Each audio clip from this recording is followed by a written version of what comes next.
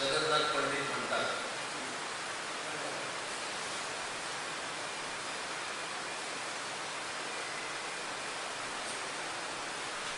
की हे गंगे मोहाला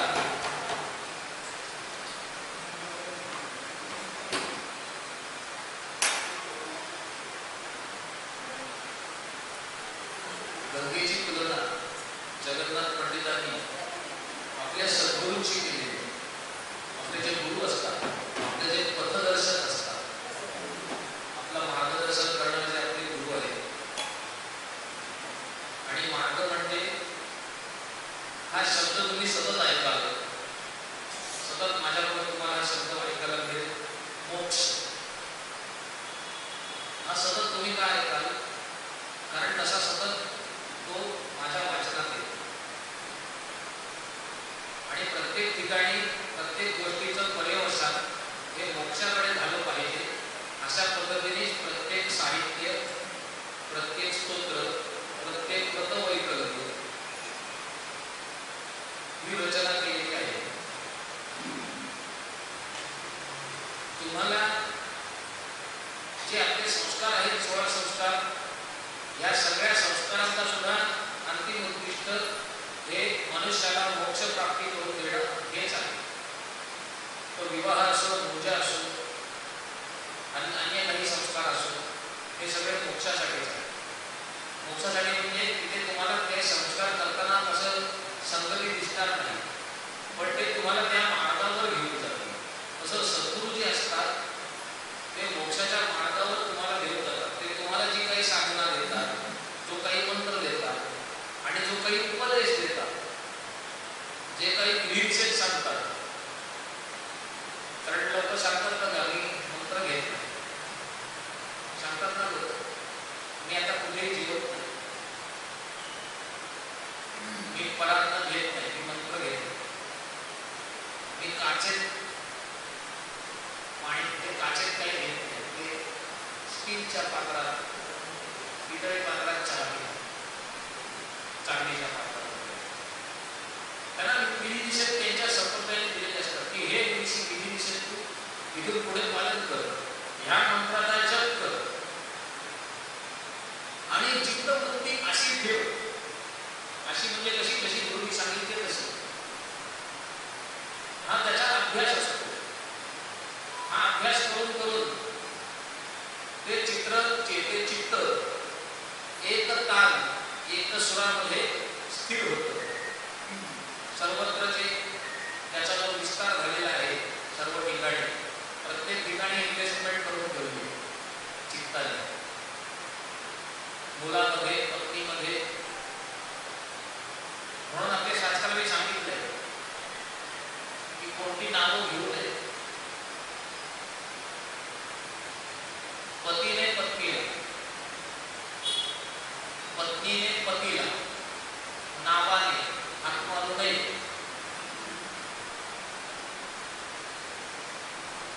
त्यांना मोघम बोलावं. जी जुनी पद्धत आहे ती शास्त्रोक्त आहे. ती केवळ एकमेकांचे अहंकार सुखावण्यासाठी केलेली रूढी परंपरा नाही, ही शास्त्रोक्त आहे. एकमेकांचं नाव घेऊ नये. कारण जेव्हा तुम्ही नाव घेता, नाम हे तदाकार करणारं असतं. म्हणजे त्या रूपामध्ये तुम्हाला परिणाम करतं. म्हणून रामनाम का घ्यायला सांगितले? ते तुम्हाला तदाकार, आपणासारखे परिती तात्काळ तुम्ही ते नाम घेत राहा. जे नाव घ्यायला पाहिजे ते नाव घेत राहा. पत्नीचं नाव जर का घेत आहे ना तुम्ही, पत्नीचं नाव उच्चारणारा पुरुष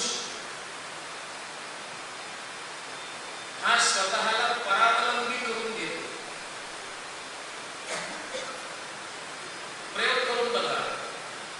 जे कोणी पत्नीचं नाव घेत असतील ते पत्नीला बोलवण्यासाठी तिचं नाव न घेता तिला बोलवा.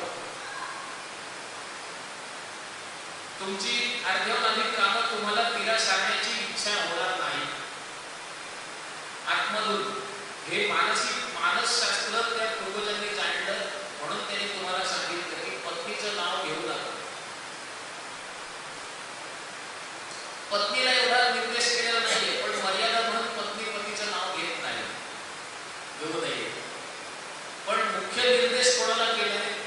निषेध कोणाला केलाय? पतीला केलाय.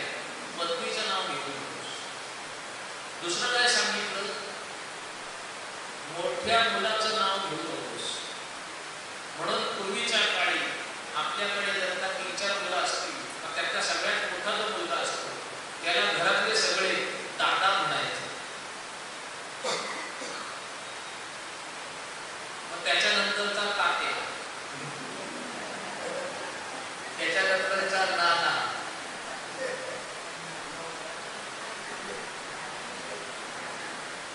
मोठा दादा. मग आई वडील सुद्धा त्याला दादा म्हणूनच हाक मारायचे.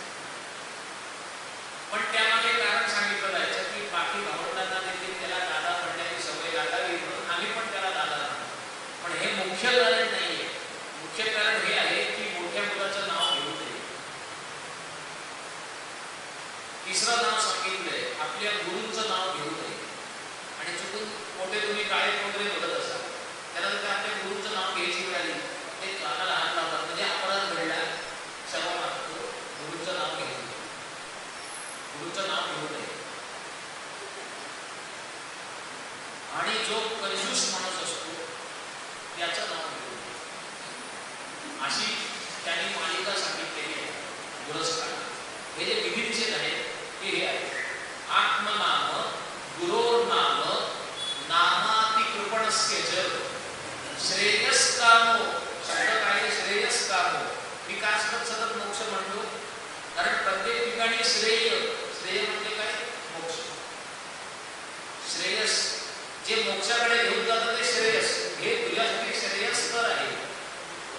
आणि अध्यात्मामध्ये 2 गोष्टी सांगितल्या, एक श्रेय आणि एक प्रेय. प्रेयस्कर असतं ते काय असतं माहिती का? ते आपल्याला आवडणारं असतं. औषधी घेऊन लोक येऊन सांगतात, गुरुजी मी रोज आपण जप करतो. चांगली गोष्ट नाही, मी रोज करतो, चांगली गोष्ट. त्याची इच्छा काय असते? गुरुजी माझ्याकडे ते कौतुक करते. मग मी जास्त 3-4 वेळा सांगितलं म्हणतो, कोणता जप करता? अच्छा, याचा उपदेश कुठून घेतला? नाही, उपदेश नाही घेतला, मी असाच वाचून घेतला. मग ठीक आहे ना, मग काय? मग म्हणजे नाही, उपदेश घेतल्याशिवाय जप करू नये. उपदेश न घेता जे जप करायचे असतात ते ठरलेले आहे. म्हणजे 13 मंत्र आहे, श्रीराम जय राम जय जय राम. ह्याचा उपदेश पण होतो बरं का. या मंत्राला उपदेश, अनुग्रह होतो. पण हा मंत्र अनुग्रह न घेता सुद्धा तुम्ही तुमच्या मनाने करू शकता. पण त्यामध्ये सुद्धा तुम्ही स्वतः त्याचे काही नियम स्वतःला घालून घेणं प्रारंभिक अवस्थेत आवश्यक आहे. की मी जप करतोय तर मी एक माळ करीनच. मी जप करायला सुरुवात केली तर माझे हे नियम आहेत जपासाठीचे. मी ठरवतो की मी सकाळी उठल्यानंतर स्नान झाल्यानंतर पाणी देखील न पिता हा जप करेल. गुरु सांगतील तेव्हा सांगतील, पण तोपर्यंत मी एक माझा नियम घेते. आणि तो नियम आपण कधी भंग करायचा नाही. अशी काहीतरी आयुष्याची सुरुवात करावी. आणि तुम्ही जेव्हा तुमचा संकल्प तुम्ही स्वतः केलेला संकल्प सिद्धीस देता तेव्हा नंतर गुरुकृपा होते. तुम्ही तुमचा स्वतः केलेला संकल्प जेव्हा सिद्धीस न्यायची तुमची पात्रता होते तेव्हा गुरुकृपा होते. मशीन बोरिंग असतं ना, बोरवेल, उपनलिका, त्याच्यामध्ये एअर पकडते माहिती, एअर पकडते. एअर पकडल्यानंतर काय करतात आपण काय करतो, एक मगभर पाणी त्याच्यात किंवा बकेटभर पाणी त्याच्यात ओतलं जातं. मग ती एअर सुटते आणि मग आतलं भरपूर असलेलं पाणी वर यायला लागतं. सद्गुरू तुमच्यासाठी तेवढंच करतात. तुमची जी एअर पकडलेली आहे ना ती काढण्यासाठी वरून एक बकेटभर पाणी ओततात. पण तुमचा झरा आतमध्ये असला पाहिजे, तुमच्या नियमांचा, तुमच्या संकल्पाचा, तुमच्या आचार विचारांचा आतमध्ये पाण्याचा साठा असला पाहिजे तर वरून टाकलेल्या एक मग पाण्याचा उपयोग होईल आणि ते आपलं पाणी वर येईल. पण तुमचा काही दृढ संकल्प नाही, तुमचा काही विनिषेध नाही, तुमचा काही नियम नाही, तर वरून वरून ते कितीही तरी मग पाणी ओतलं तरी आतून काही वर येणार, त्यात काही नाही. तर तो जो नियम लोक येऊन सांगतात असं असं आहे. मी अगदीच न राहून सांगतो हे बरोबर नाही. तुम्ही आधी याच्या मागचं जाणून घ्या की हा जप करायला योग्य आहे का, याला शास्त्रात अनुमती आहे का, हा अशा प्रकारे म्हणायला चालतो का, हे तुम्ही आधी जाणून घ्या. पण असं सांगणारा जो माणूस असतो, जो त्याला श्रेयस्कर सांगत असतो, त्याच्याकडे तो गृहस्थ पुन्हा काही प्रश्न विचारायला किंवा पुन्हा स्वतःचं काही कौतुक सांगायला जात नाही. आणि जो मनुष्य त्याला प्रेयस्कर बोलतो, श्रेयस्कर नाही, प्रेयस्कर म्हणजे प्रीतिकर, म्हणजे अनुकूल. आज आपल्या सगळ्यांना अनुकूल वादाने ग्रासलेले आहे. आपण सगळे अनुकूल वादांचे. आपला सतत भूमिका काय असते, जाऊ दे, काही बोलू नकोस, कटकट नको. आपण कल्हापासून दुःख होतो कारण आपल्या डोक्याला शांतता हवी असते.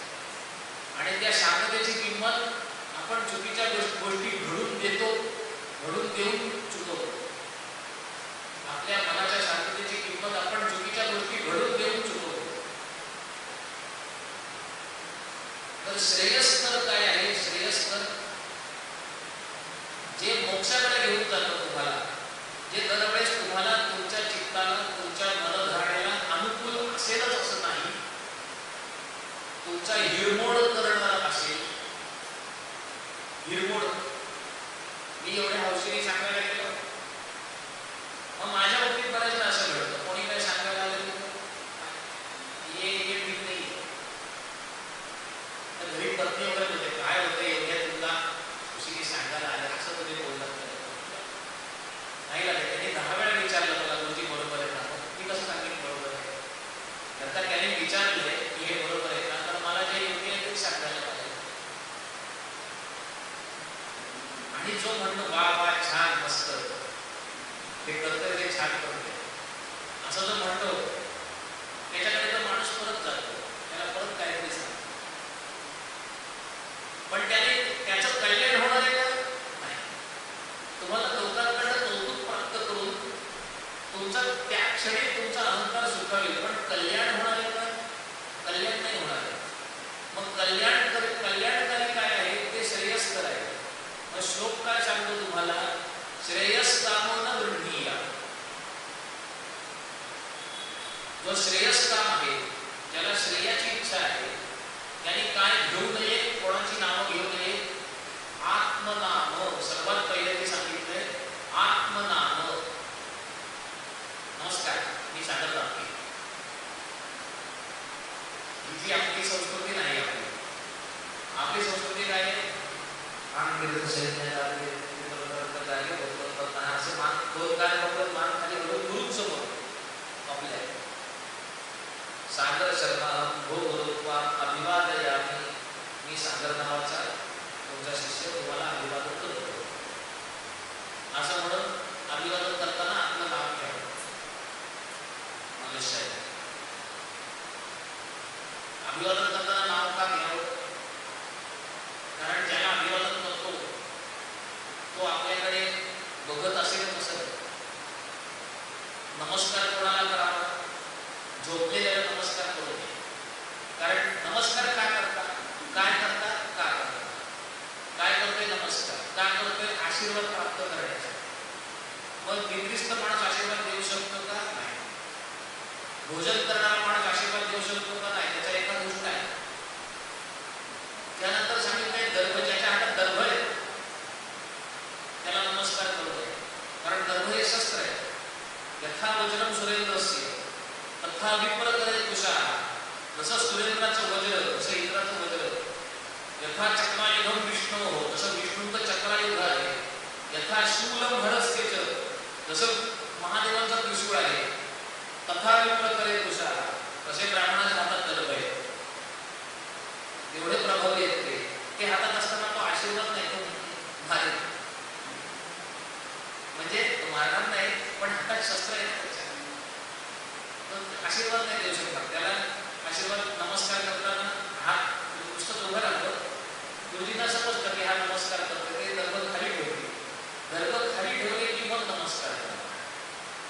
जेवणाला जेवण झाल्यानंतर हात वगैरे धुतले की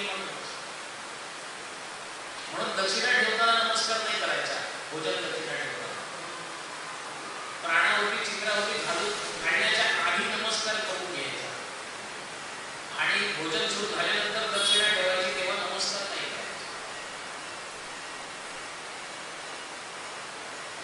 मग आपण आपलं नाव घेऊ नये सगळ्यात प्रथम. दुसरं, गुरोर नाम, गुरूंचं नाव घेऊ नये, कारण मर्यादा भंग होते. म्हणून गुरूंना देखील टोपण नावं ठेवण्याची, म्हणजे गुरूंनीच आपलं एक टोपण नाव ठेवलेलं असतं. किंवा ते ज्या गावात राहतात त्या गावाचं नाव घेऊन आमचे नागपूरचे गुरुजी असं म्हणतात. म्हणजे नाव नाही घ्यायचं त्यांचं, मर्यादा राखण्यासाठी नागपूरचे गुरुजी असं म्हणतो आम्ही, पुण्याचे गुरुजी असं काहीतरी त्यांची दुसरी काहीतरी खूण सांगून नाव घ्यायचं. आत्मनाम गुरो नाम नामाती कृपणस्यच, अतिकृपण जो आहे, जो कधी मागितल्यानंतर कधीच काही देत नाही, त्याचं नाव घेऊ नये. का? कारण उपयोग नाही. तुम्ही तुमचं नाव घेतलं तरी तुम्हाला काहीच उपयोग होणार नाही. आणि पुढे म्हणलंय श्रेयस्कामन दंडिया ज्येष्ठ पुत्र कलत्र यो, आणि ज्याला श्रेयस्काम जो असेल त्यांनी आपला ज्येष्ठ पुत्र आणि आपली पत्नी यांचं नाव घेऊ नये. आता ही सगळी नावं का घेऊ नये? आत्मनाम घेतल्याने अहंकार वृद्धीस लागते. गुरूंचं नाव घेतल्याने मर्यादा भंग होते. कृपण माणसाचं नाव घेतल्याने निष्फळ होतं आणि निष्फळ कर्म करू नये. आणि मोठा मुलगा आणि पत्नी यांचं नाव घेतल्याने तुमची आसक्ती वाढते. मी ज्या म्हटल्या तुमच्या जे इन्व्हेस्टमेंट आहेत सगळे इकडे तिकडे करून ठेवलेले, त्या सगळ्या काढून तुम्ही एका ठिकाणी चित्त स्थिर व्हावं म्हणून गुरु तुम्हाला उपदेश करतात. गुरुनी उपदेश केला की त्या अविद्या वृक्षाचा जे शब्द आहे अविद्या द्रुम असं जगन्नाथ पंडित म्हणतात. ही ज्या दुसऱ्या सगळ्या ज्या गुंतवणुकी आहेत ह्या अविद्या आहेत आणि त्यांना विड्रॉ करून जेव्हा तुम्ही घेता आणि सगळी इन्व्हेस्टमेंट भगवंताच्या चरणी लावता तेव्हा त्या अविद्येचा नाश होतो. हा द्रुमाची उपमा दिली आहे, ती का दिली? त्याचं लक्षण काय? की कल्पना करा नदी काठ आहे आणि नदी काठी एखादा वृक्ष आहे. तर तुम्ही जेव्हा इकडल्या तीरावरून तिकडे बघता तो वृक्ष दिसतो तुम्हाला आणि नदीमध्ये त्या वृक्षाचं प्रतिबिंब दिसतं. तर प्रतिबिंब कसं दिसतं? जसा वृक्ष आहे त्याच्या बरोबर उलट ते प्रतिबिंब दिसतं. म्हणजे भूमीवरती बघताना भूमीलगत म्हणजे खाली मुळं दिसतात आणि वरती फांद्या दिसतात, बरोबर आहे? आणि प्रतिबिंबात काय दिसतं? ऊर्ध्वमूलम अधःशाखम. प्रतिबिंबात काय दिसतं? ऊर्ध्वमूलम अधःशाखम. या संसार वृक्षाचं वर्णन गीतेत कसं केलंय? प्रतिबिंब ऊर्ध्वमूलम अधःशाखम. हा जो संसार वृक्ष आहे हा मूळ भगवत रूपी वृक्षाचं प्रतिबिंब आहे. भगवंतांबद्दल काय म्हटलंय? मधुसूदन पादको जयती. भगवंत रूपी वृक्ष आहे, त्या वृक्षाचं वर्णन केले शास्त्रामध्ये.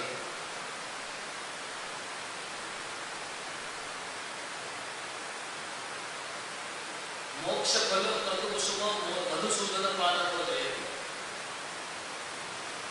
म्हणजे असा जो वृक्ष आहे त्याचं मोक्ष हे फळ आहे, क्रतु म्हणजे यज्ञयाग हे फुलं आहे, वेदस्तद्ध पुराण शाखाढ्य. वेद हे त्याचं खोड आहे, पुराण हे त्याच्या शाखा आहे आणि तो वृक्ष, विष्णुरूपी वृक्ष जो आहे त्याचं चिंतन ऋषी करतात आणि पादप असं म्हणतात. वृक्षांना पादप म्हटलेलं आहे, पायांनी पिणारे. पादप म्हणजे पायांनी पिणारे. वृक्ष पायांनी म्हणजे मुळांनी पितात. पाणी वगैरे आपण वृक्षांना घालतो ते मुळांनी ते पितात आणि वरती चढतात. आणि तो या अक्षराचं रक्षण करणे, पाती म्हणजे पाहिमान म्हणतो ना आपण, म्हणजे रक्षण करा, तसाही एक अर्थ होतो.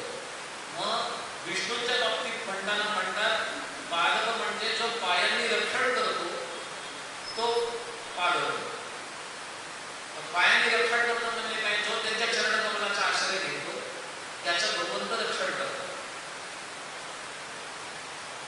चरणकमलाचा आश्रय घेतल्यानंतर रक्षण कसं करतात, तर नावाडी किंवा मासेमारी करणार होडीमध्ये उभा राहतो, पाण्याच्या मधोमध जाऊन आणि जाळं पेटतो. ते जाळं असं वर्तुळाकार पाण्यावरती पसरतं आणि ते खाली जाऊन एकत्र होतं आणि ते खाली जाऊन एकत्र होतात, त्याच्यात मासे अडकतात आणि ते मासे तो ओढून वर घेतात. आता जे जलचर पाण्यात बघत असतात ते जाळं त्यांना पडताना दिसतं पाण्यातून, तर ते दूर पडतात की जेणेकरून जाळ्यात अडकू नये. पण जे दूर पडतात ते जाळ्यात अडकतात. आणि काही मासे असतात ते नावाड्याच्या दिशेला धाव घेतात होडीकडे, ते त्याच्यात अडकत नाही. तर जे पायांकडे धाव घेतात ना ते अडकत नाही आणि जे पायापासून दूर पडायला बघतात ते त्या जाळ्यामध्ये अडकतात. हा त्याच्या मागचा की विष्णूंनी आपल्यावरती मायेचं जाळं टाकलेलं आहे आणि तुम्ही त्यातनं बाहेर पडायला जर का बघाल, म्हणजे दूर पडायला बघाल, तर तुम्ही त्या जाळ्यात अडका. पण जो जाळं टाकणार आहे त्याच्याच पायापासून जर का तुम्ही गेला तर तुमचं त्या जाळ्यापासून रक्षण होईल, कारण तो भाग तिथे जाळं पडत नाही. कारण होडीजवळ जाळं पडलं तर होडी तुटेल आणि होडीजवळ तर कोळी जाळं पडून देत नाही. तर हा जो विष्णू आहे हा मूळ वृक्ष आहे आणि त्याचं प्रतिबिंब जे आहे ते म्हणजे संसार वृक्ष आहे, ज्याच्यामध्ये आपण आलो. म्हणून दक्षिणामूर्ती स्तोत्रामध्ये, दक्षिणामूर्तीची स्तोत्राची सुरुवात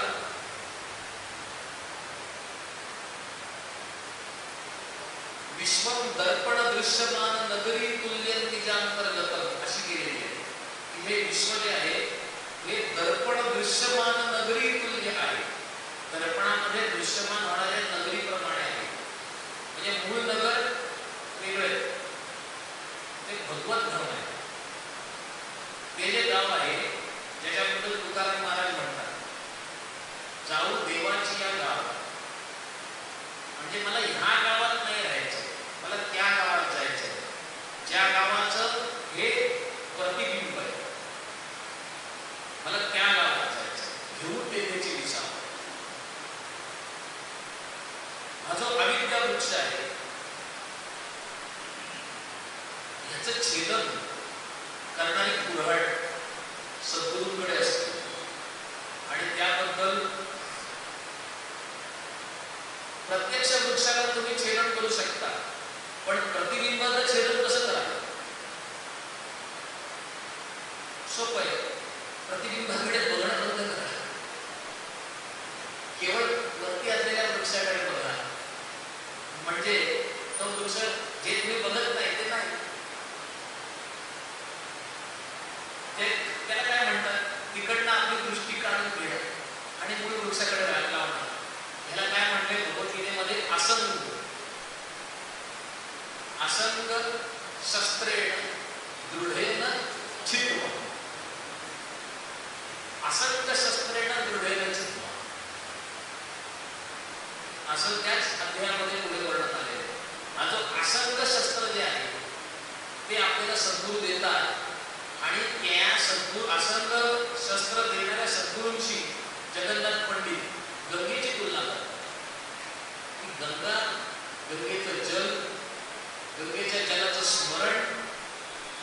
हे तुम्हाला आसंग बनवतं आणि अविद्या वृक्षाचा नाश करण्यासाठी सहायता करतं. प्रवाहस्ते पाराम श्रियम अपाराम विसर्जनः. तुझा जो प्रवाह आहे हा आम्हाला अपार लक्ष्मी, लक्ष्मी म्हणजे ऐश्वर्य, मानसिक, वैचारिक, भौतिक सगळं ऐश्वर्य प्राप्त करून देतो अशी तिची स्तुती जगन्नाथ पंडित दुसऱ्या श्लोकात करतात. तिसऱ्या श्लोकामध्ये जगन्नाथ पंडित म्हणतात की गंगेचं स्थान कारण जलापासून स्वर्धनी, स्वर्धनी म्हणजे स्वर्गातील गंगा आणि तिकडनं पृथ्वीवरती जो प्रभाव येतो त्याचा वेग धारण करण्यासाठी महादेवांच्या जटेमध्ये ती स्थिरावली आणि तिथून शांत प्रवाह बाहेर पडले. शांत प्रवाह म्हणजे ऋषिकेश वगैरे ठिकाणी जो प्रचंड किंवा गंगोत्रीमध्ये जो प्रचंड कपात तुम्हाला जिथे आपल्या बोललेला आपल्याला ऐकायला येत नाही, तो जो प्रवाह आहे तो शांत प्रवाह, तो जो प्रवाह आहे तो शांत प्रवाह आहे. कलियुगामध्ये आपल्याला सगळ्या गोष्टी ज्या अत्युच्च दिसतात त्या ही नाही असं म्हणून चालावं. भागवतामध्ये म्हटलंय मंदा सुमंद मते, म्हणजे कलियुगामध्ये मंद आहेत सगळे आणि त्या व्यतिरिक्त कोण आहेत सुमंद आहे म्हणजे अतिमंद. म्हणजे याचा अर्थ काय की तुम्हाला आता तुमच्या समोर जो अत्यंत हुशार, अत्यंत चतुर, अत्यंत बुद्धिमान असा जो कोणी जीव दिसतोय तो मंद आहे आणि त्याच्यासमोर तुम्ही सगळे अतिमंद. तुम्ही सगळे म्हणजे आम्ही सगळे, आपण सगळे अतिमंद, सुमंद. कारण ते जे आधीचे जे आहे त्यांच्याशी तुलना केल्यानंतर, आधीचे जे जीव होऊन गेले त्यांच्याशी तुलना केल्यानंतर आता तुम्हाला दिसणारे सर्वात हुशार प्राणी हे मंद का आहे हे तुम्हाला लक्षात येईल. सर तो जो प्रपात आहे गंगेचा, जो शंकराच्या जटेवरती स्थिरावतो आणि तिकडनं संघ बाहेर लागतो, तिथे ती स्थिरावलेली गंगा, तिची असूया, तिच्याबद्दल द्वेष, तिच्याबद्दल मत्सर हा सतत पार्वतीच्या मनात येत असतो. कारण पतीवरती आपला असलेला अधिकार, पण आपले पती मात्र गंगेला डोक्यावर धारण करून शांत होत आहे. म्हणजे त्याची चित्तवृत्ती शांत होते, ती काही तिला सहन होत.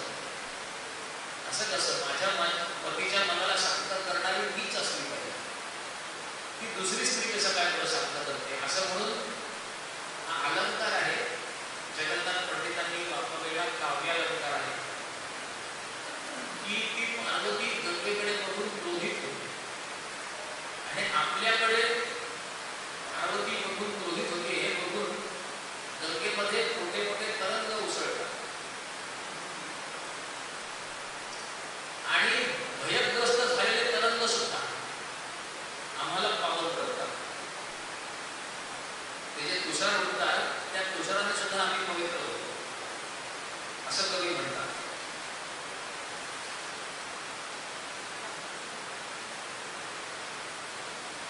त्याच्यानंतर जगन्नाथ पंडित म्हणतात की आता गंगे की तुझी ख्याती ऐकली आणि तुझी ख्याती ऐकून मला असं कळलं की तू पापांचा नाश करतेस.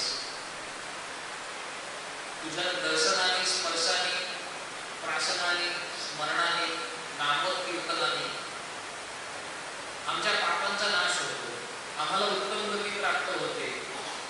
जे सद्गुरू करतात तेच कार्य तू करतेस, जे इंद्रादी देव करतात ते कार्य तू करतेस, जे ब्रह्मादी विष्णुवादी देव करतात ते कार्य तू करतेस. असं कळल्यामुळे मी वेळेपणा करून बसलो आणि सगळ्या देवांची बळीपत करून घेतली. म्हणजे माझ्या सगळ्या उपासना आराधना बंद करून टाकली, सगळ्या देवतांची सेवा बंद केली आणि आता केवळ तुझ्या शरणाला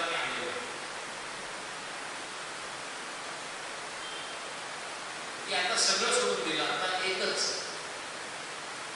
हे जे सोडून देणं असतं ना, म्हणजे तो जो कवी आहे तो घाबरतोय आणि तो घाबरून कवीला सांगतोय की आता मला तू सोडू नकोस आणि आता ह्या सगळ्यांपासून तू मला वाचव. म्हणजे जर का ह्याचा माझ्यावर खूप झाला तर तू मला वाचव. असं भयग्रस्त वाक्य तो तिच्याशी बोलतो. आणि आपल्याला भय का वाटतं? कारण आपल्याला कुठेतरी अशी जाणीव असते की आपण आपलं कर्तव्य करत नाही आहोत, म्हणून आपण भयाने ग्रस्त होतो. जेव्हा आपण कर्तव्य केलंय आपलं असं आपल्याला निश्चित होते, तेव्हा आपल्याला मनात भय राहतो. पण हा जो भक्त आहे हा घाबरलेला आहे. त्यामुळे कर्तव्यापासून दूर राहिल्यानंतर या श्लोकातून आपल्याला काय कळतं की कर्तव्यापासून दूर गेल्यानंतर निर्भय नाही होत आहे. निर्भय होण्यासाठी कर्तव्य पूर्ण करावं लागतं आणि सोडून देणं हे कधीच करायचं नसतं. कोणतीही गोष्ट सोडून द्यायची नसते. त्या गोष्टी सुटतात. आपल्या ज्या साधना असतात, आपल्या आयुष्याचा प्रवास असा असतो की आयुष्यात एक क्षण येतो जिथे आपल्याला कळतं की आयुष्यात उपासना असायला हवी. हे जेव्हा आपल्याला समजतं तिथून सुरुवात होते आयुष्याची.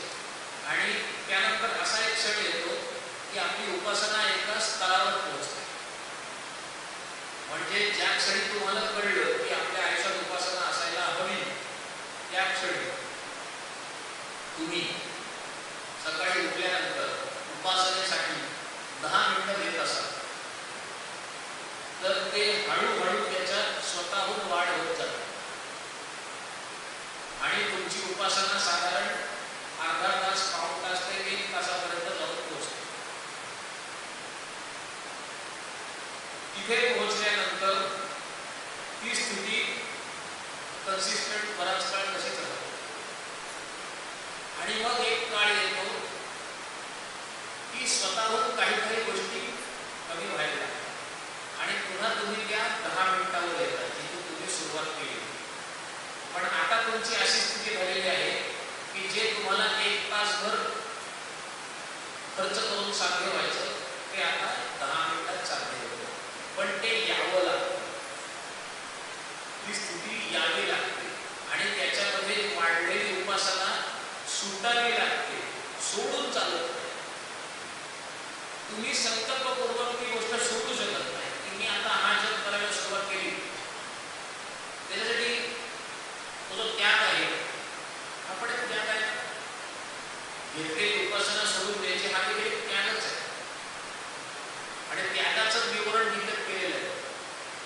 काय क्लेश भयात त्यजेत असं म्हटलंय की जर का शरीराला क्लेश होतील ह्या भयाने जर का तुम्ही तुमच्या उपासनेचा त्याग केला तर त्याला रजोगुणी त्याग असं म्हणतात. तो सात्विक त्याग नाही होणार. सात्विक त्याग म्हणजे काय? की जो सुटतो सहज, तो सात्विक त्याग. जो तुम्हाला निर्धारपूर्वक त्याग करावा लागत नाही, तो सुटतो. असं करत करत तुम्ही जेव्हा येता तेव्हा तुम्ही त्या स्थितीला पोहोचता की आता मला प्रत्येक देवतेची वेगवेगळी उपासना करण्याची आवश्यकता नाही. आता मी एकाच देवाला धरले आणि त्याचीच उपासना करतो. कारण त्या सर्व देवतांची उपासना करून जे साध्य व्हायचं होतं ते साध्य मी आता इथेच एकाच ह्याच्यामध्ये करायला लागलो. माझी खरोखर अशी मनावर अवस्था झालेली आहे की मला अंतर्यामी हे सगळं एकच आहे हे कळून चुकलं. हे अंतर्यामी आत्ता मला तोंडी लिहिलेलं मी वाचतो, कोणी सांगितलेलं ऐकतो की सगळे देव एकच आहे, म्हणजे भिन्न नाही, शिव विष्णू भेद नाही. आणि जे काही देवांची रूपं दिसतात तेवढी भिन्नता मूळ परमेश्वरामध्ये नाही. हे थिअरटिकल झालं. पण काम्य कर्म जोपर्यंत करतोय, जोपर्यंत मम आत्मना हा म्हणतोय, तोपर्यंत त्या सर्व देवतांची कशी सांगितलेली प्रिस्क्राईब उपासना आवश्यक आहे. आणि जेव्हा त्यातनं तुम्ही बाहेर पडता, त्या काम्य कर्मांना बाहेर पडता, शास्त्रम देवनी पुत्रगीतम एको देवो देवनी पुत्रदेव एको मंत्रस्तस्य नामानि यानि कर्माप्येकम तस्य देवस्य सेवा. त्या एकावरती स्तुती स्थिर होता. एकम शास्त्र. आता मी सगळी शास्त्र बघत नाही, एकच शास्त्र मानतं. कोणतं? देवकी पुत्र गीतम. देवकी पुत्र गीतम म्हणजे भगवद्गीता. एको देव, एकच देव. देवकी पुत्र देव म्हणजे कृष्ण, हाच एक देव. एको मंत्र, हा एकच मंत्र. त्याची जी नावं आहेत ती तस्य नामानि यानि कर्माप्येकम. कर्म पण एकच. तस्य देवस्य सेवा. जेव्हा तुमचा तेच एक कर्म होईल तेव्हा तुम्ही तो एक देव धरा. आता तुमची किती कर्म आहेत? तस्य देवस्य सेवा सोडून बरीच कर्म आहेत. आता काय तुम्ही केवळ देवाची सेवा करत नाही आहे, संसार करताय, भरण पोषण करताय, टॅक्स भरताय, बरंच काय काय करताय. तुमचं जेव्हा असं होईल, पूर्ण संकल्प, सगळे संकल्प भगवंताच्या सेवेसाठी लागतील, तेव्हा तुमचा तो देव एकच, त्याचा मंत्र एकच, त्याचं शास्त्र एकच, या स्थानाला तुम्ही पोहोचा. तसं पोहोचण्याच्या पूर्वीच हा भक्त गंगेपाशी गेला आणि म्हणतो मी सगळी स्नान संध्या वगैरे सगळं सोडून दिलं, देव पूजा सोडून दिली, सगळ्या देवतांना नमस्कार करायचं मी बंद केलं. आता कदाचित ते देव माझ्यावर क्रुद्ध होऊ शकतात, तर तू मात्र माझ्यावर क्रुद्ध होऊ नकोस. मी तुझ्या चरणाशी आलेला आहे.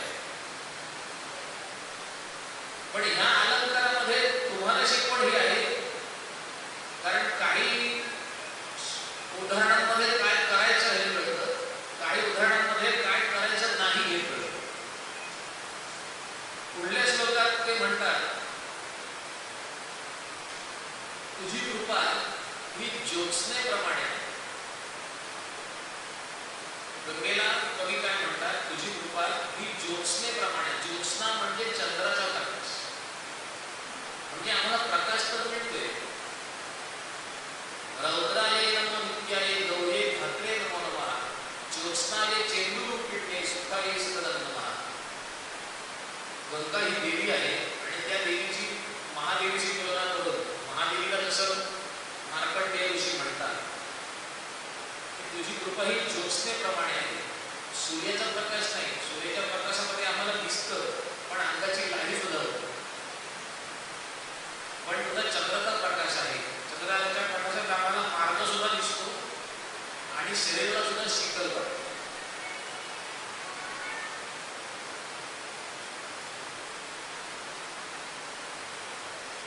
पुढल्या श्लोकात जगन्नाथ पंडित म्हणतात की मोठे मोठे राजे साम्राज्याचा त्याग करून तुझ्या आश्रयाला आले. त्यांचं राज्य, राज्यांग इत्यादीचा त्याग करून तुझ्या आश्रयाला आले आणि ते तुझी सेवा अशी करतात की त्यांना मोक्ष सुद्धा तुच्छ वाटायला लागलेला आहे. हे वाक्य सुद्धा सावध होण्याचं आहे. इथे सुद्धा सावध राहिलं पाहिजे. मोक्षाची आराधना, मोक्षाची साधना करतच जर आयुष्य व्यतीत केले तर तोच तुच्छ वाटायला लागला असं कसं म्हणू शकतो? असं कसं म्हणू शकतो असं म्हणताना आपण हा विचार केला पाहिजे की असं कोण म्हणू शकतो? मोक्षाची देखील ज्याला इच्छा नाही हे म्हणण्याचा अधिकार त्याला येतो जो मोक्षाच्या जवळ गेलेला आहे किंवा त्यांनी सदैव म्हणजे या देहात असतानाच मोक्ष पदवी प्राप्त केलेली आहे. आणि जो राजा आहे तो अधिक जवळ असतो मोक्षाचा. कारण धनधान्य साम्राज्य याच्यामध्ये काहीही सार नाही असं कोण म्हणू शकतो? धनधान्य साम्राज्य, अधिकार, पैसा, शक्ती यामध्ये सार नाही, यात काही अर्थ नाही, याचा काही उपयोग नाही असं कोण म्हणू शकतो जो धनधान्य आणि साम्राज्य आणि शक्ती प्राप्त करतो?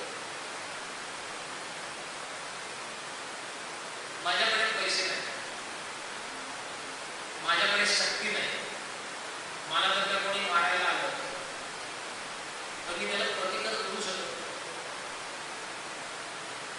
आणि तो मला मारून निघून गेला की जर का मी सांगायला लागलो प्रत्युत्तर करायचं नाही, माणसामध्ये मी समाज तर त्या माझ्या सगळ्याला काही अर्थ आहे का?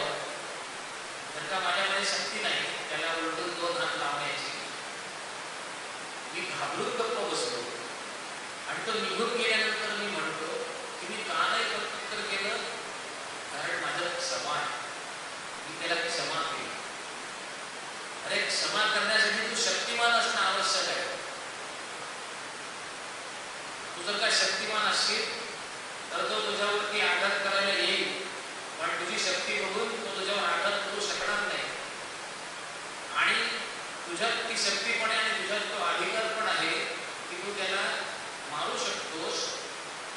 आणि आता तू जर का त्याला मारत नसशील तर तुझं हे वाक्य सार्थक करेल की तू क्षमा केलीस. तुझ्याकडे धनच नाही आणि तू म्हणतोस धनच सार नाही.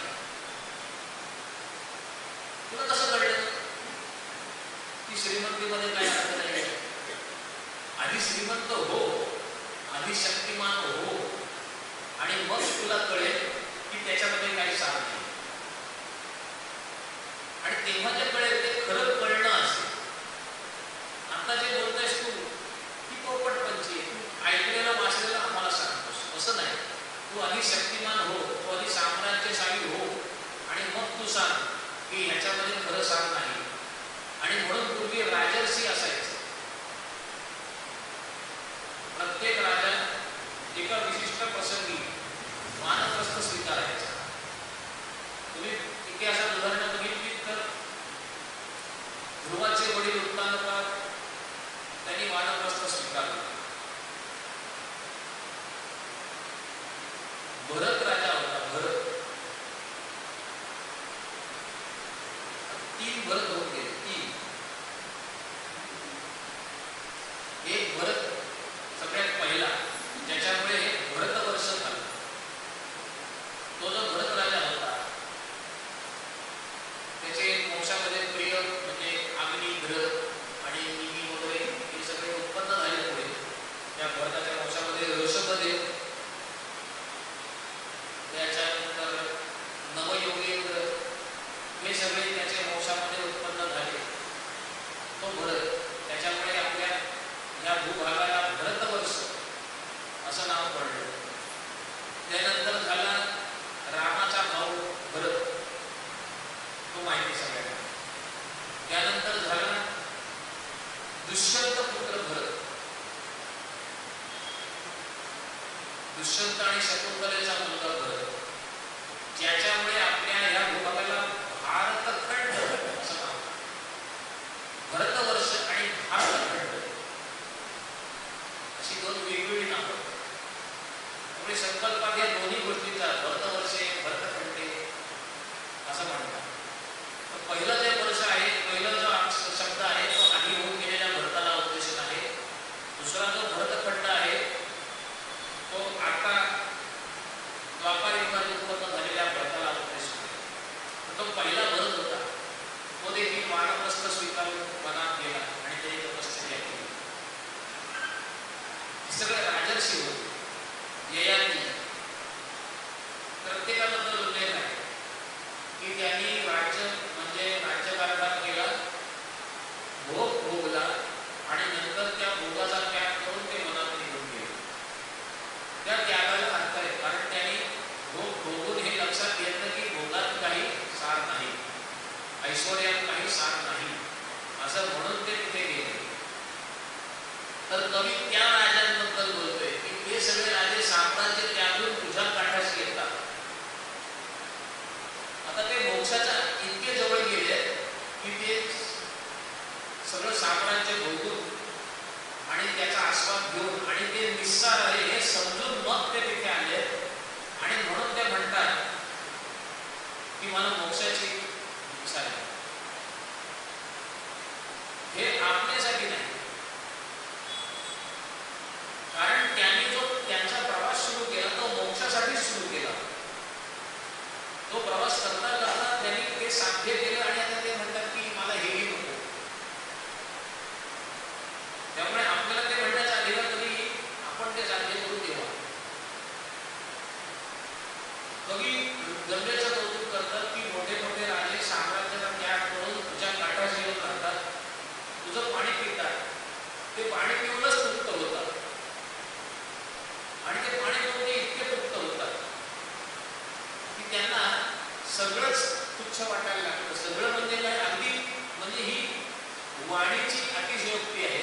की सगळंच तुच्छ वाटायला लागतं, म्हणजे मोक्ष सुद्धा तुच्छ वाटायला लागतो.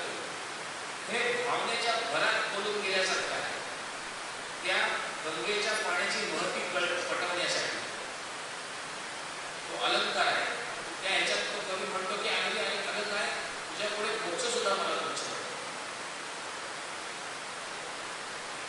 आणि खरंच गंगाजल तसं आहे की ते त्याच्या सान्निध्यात तुम्ही राहिला, तुम्ही जर का हरिद्वार, ऋषिकेश, गंगोत्री, रुद्रप्रयाग, देवप्रयाग, कर्णप्रयाग इत्यादी ठिकाणी गेला आणि त्या गंगेला जर का तुम्ही बघितलं, तिला स्पर्श केला, तिचं स्नान केलं,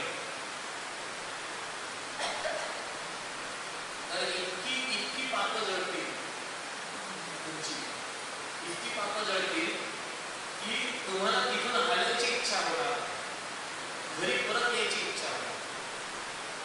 म्हणजे हा माझा अनुभव म्हणून नाही सांगतो, हा सर्वानुभव आहे, हा सर्वांचा अनुभव आहे. जो भक्त आहे, जो श्रद्धाळू आहे त्याचा तर आहेच, पण जो भक्त नाही, जो नास्तिक आहे, तो सुद्धा गंगाजलाकडे आकृष्ट होतो. असं गंगाजलाचं एक माधुर्य आणि मोहिनी. त्याच्या पुढचा श्लोक आपण उद्या बघू.